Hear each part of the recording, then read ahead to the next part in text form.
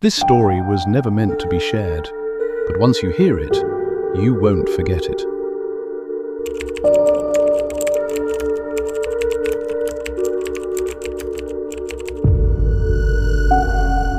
I work the night shift at a small train station that doesn't officially exist anymore. If you look it up, you'll find records saying it was closed 15 years ago, condemned due to low traffic, safety concerns, and unexplained incidents. But every night, from 11 p.m. to 5 a.m., I sit behind a dusty glass window under flickering lights, waiting for a train that isn't supposed to come. And every night, it does. The station is called Granton Point, tucked between two long stretches of forest where cell service dies and the air always feels heavier than it should. During the day, it's abandoned. Boarded windows, faded signs, overgrown tracks. At night, the lights turn on by themselves. I didn't question it when I first got the job.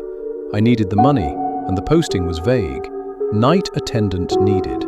Minimal interaction. Do not leave the booth after midnight. That last part should have been my warning. On my first night, the man who trained me, if you can call it training, never told me his name. He was pale, exhausted, and spoke like he hadn't slept in years.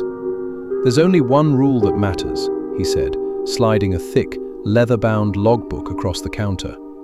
"When the last train arrives, do not acknowledge the passengers." "What train?" I asked. He looked at me for a long moment, then said quietly, "You'll know." At exactly 3:17 a.m., I heard it. Not the distant rumble you'd expect, no warning, no gradual approach. One moment the forest was silent, and the next, the tracks screamed like metal being torn apart. The train appeared out of the darkness, headlights dim and yellow, its surface old and scratched, like it had been running non-stop for decades without maintenance.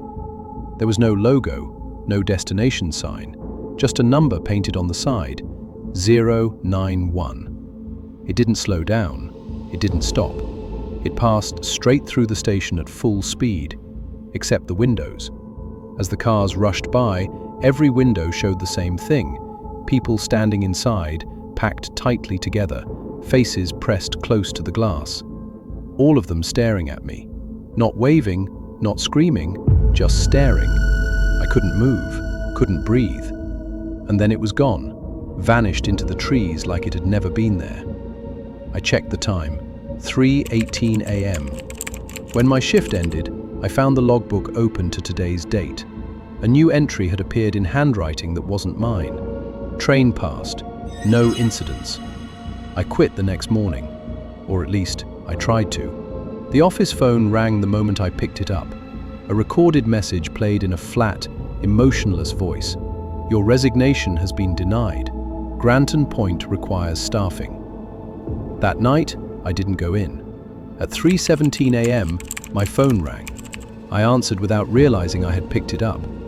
All I heard was the sound of rushing wind, and beneath it, faint knocking, like someone pounding on glass. The next night, I returned. The man who trained me was gone. No explanation, no goodbye, just his jacket hanging behind the booth, still warm. Over the weeks, things got worse. The train began to slow. Not much at first, just enough that I could see the passengers more clearly. Their clothes were outdated. Some looked burned, some soaked, as if pulled from deep water.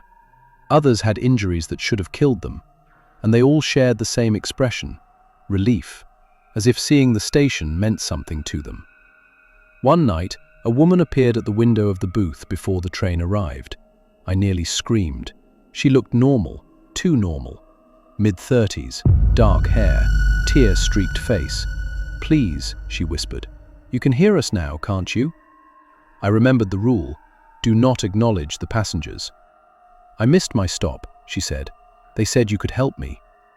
I closed my eyes and stayed silent. Her face twisted, not into anger, but despair. When I opened my eyes again, she was gone.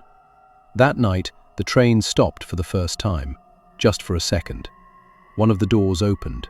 Nothing came out.